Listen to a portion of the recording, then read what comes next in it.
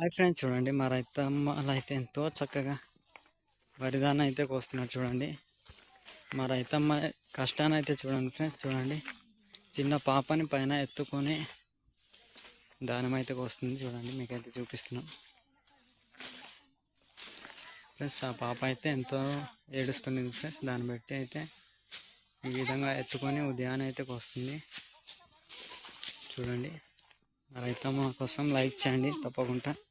ఎందుకంటే చూడండి గుర్రంలా ఎత్తుకొని దాని వరిదానాన్ని అయితే కోస్తుంది.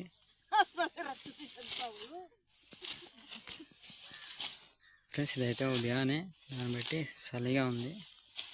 అయినా చిన్నపిల్లలకి అయితే చలి ఉండదు కాబట్టి ఎంతో చక్కగా ఎత్తుకొని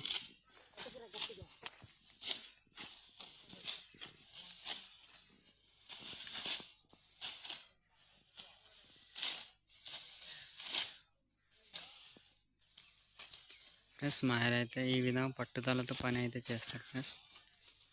దాన్ని బట్టి